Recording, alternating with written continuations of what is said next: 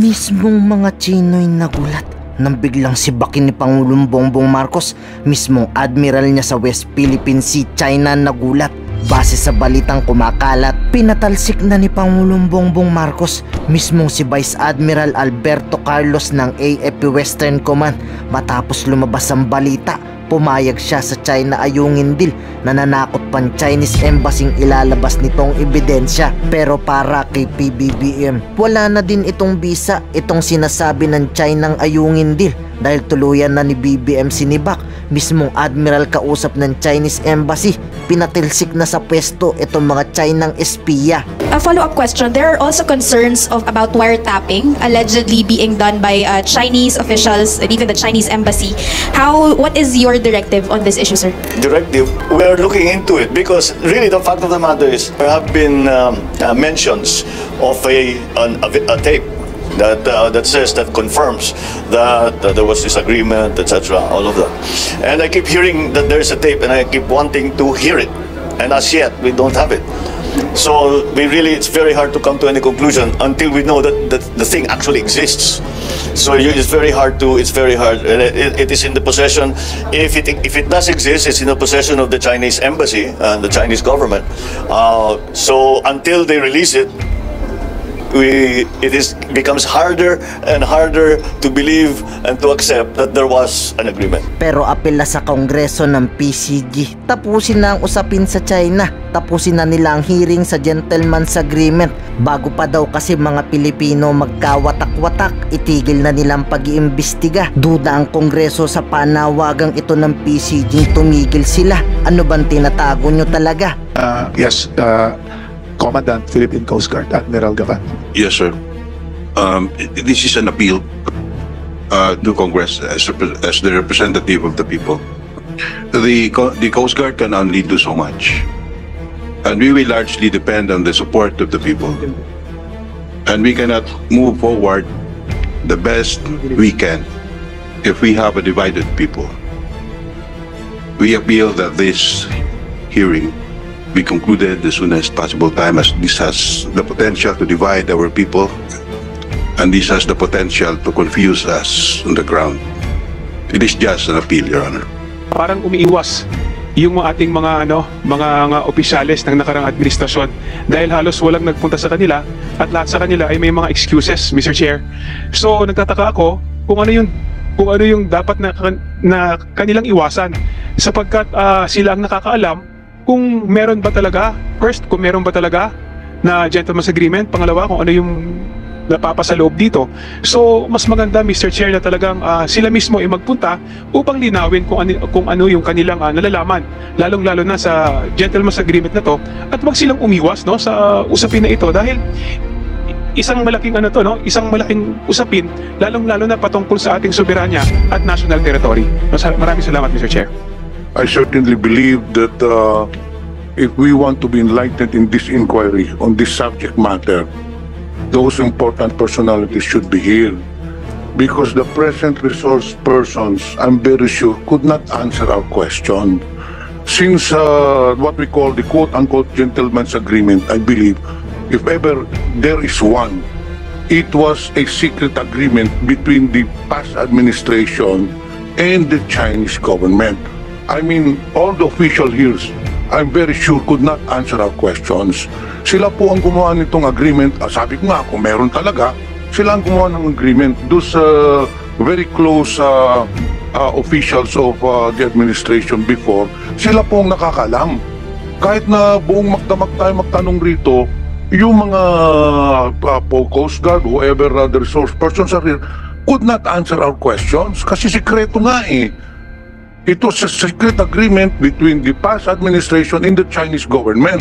So it is incumbent on this committee to require those very important actors in the gentleman's agreement to appear before this committee. And if it needs to be, then we will use our powers under the Constitution to compel them to come here. Yun ang gusto natin, malaman natin kung anong totoo. Paano natin malalaman kung anong totoo regarding the subject matter? Kung wala yung mga personahe.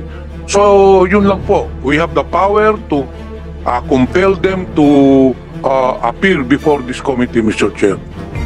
Duly noted, Honorable Pimentel. We may take that action probably later on if the need would arise. But as of now, Honorable Pimentel, we are still trying to ferret out any truth to the allegations that there is indeed a gentleman's agreement, and we are happy that you were able to underscore the point that we have the authority and we have the power to do so. Thank you, Honorable Pimentel. Mr. Chair.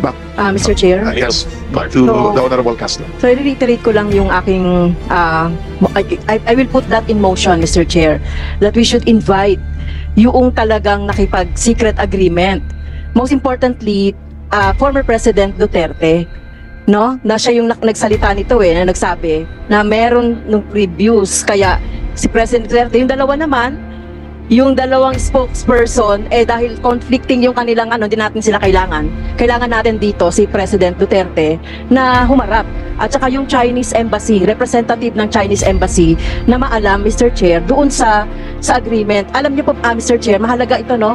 Nagpapasalamat ako sa dalawang committee, baka pwede na isama natin yung Foreign Affairs Committee sa pag-take up nito, dahil yung mga nangyayari na mga bold, yung mga harassment sa West Philippine Sea, ay ito na yung binunga, no? Lalo pong nagiging lumalala yung ginagawang harassment ng Chinese government doon sa West Philippine Sea. Kaya nararapat lang po na malinawan na natin to, Mr. Chair. Mr. Chairman, may I suggest, however, that before any motion for that matter be acted upon by the committee, can we first take advantage of the presence of the resource speakers who are here?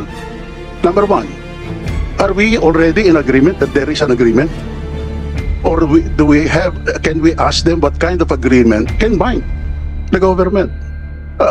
Because parang tayo na mismo, we are already saying that there is an agreement, and yet that is something yet to be established. And even assuming that there is such an agreement, which some have already said oral agreement, is that kind of agreement an agreement that will bind the government, considering that in our constitution it's very restrictive. The kind of agreement that will bind the Philippine government, considering that we are practically assuming it to be true that there is such an agreement, then we are practically surrendering part of the exercise of what is ours, part of our exclusive economic zone. And a surrender of that part of our territory, can that be done by an informal agreement or an oral agreement for that matter? Hindi ba pwedeng tanungin natin sila, ano ang posisyon nila? Assuming that there is such an agreement, kung meron silang alam. Kung wala naman, di wala. Pero kung assuming that there is such an agreement, nandito ang nandito ang TFA, nandito ang Justice. Anong klaseng agreement that involves practically the surrender of our right over our territory that will bind our government? Nandito naman sila. Then we move on later on if we feel that we still have to have the testimony of the people that were involved in the so-called agreement. Mr. Chair, as I've said earlier, Honorable Pimentel. based on the statements of the resource persons, all of them has issued statement that they do not have any knowledge of this quote-unquote gentleman's agreement. Therefore, Mr. Chair, I would like to emphasize again, for this hearing to move forward, we need the presence of the top officials of the previous administration who are more privy to this agreement. Now, with regards to the request regarding to conclude this hearing, in the first place, we are conducting this hearing to ferret out the truth, whether there is an existence of the agreement. How can we conclude this hearing? Hindi pa nga natin nalalaman ang katotohanan. We can only conclude this hearing until such time that we can ferret out the truth. And the only way we can ferret out the truth is to invite all the top officials of the administration who are involved in this. Now, Mr. Chair, Major General Jericho mentioned earlier that there was a delegation sent to China.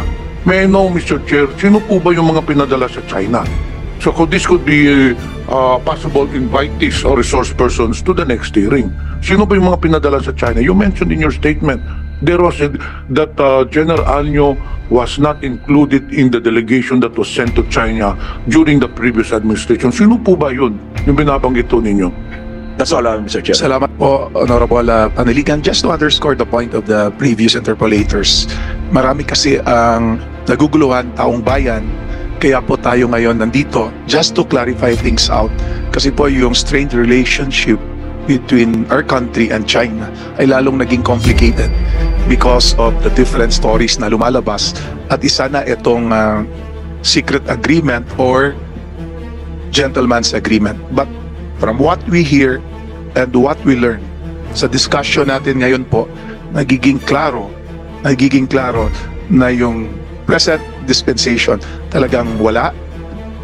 Hindi natin malalaman as of now kung meron, at kung meron man, rescinded na po iyon. So yan po ang pinaparating natin sa taong bayan na klaro, crystal clear, and we have a good grip of the situation na wala po yan. So with that, we will now, yes, Honorable Panaligan. Gusto ko yung mag-react sa sinabi ni Admiral Cavan kanina, no? He left already, but I just want to put on record yung reaction ko sa sinabi niya na he's requesting that this hearing be concluded at once because it has the tendency, according to him, to divide the because ang buong sambayan ng Pilipinas naman and even our officials, executive, legislative are together united sa stand na ito that we should assert our sovereign rights sa ating economic zones, that we should protect our national territory. So, malagay ko walang conflict sa bagay na yun eh. So I beg to disagree with the statement of Admiral Cavan that this hearing will divide the Filipino people. Ngayon, ikaw, bilang Pilipino, ano ang masasabi mo at reaksyon sa balitang ito?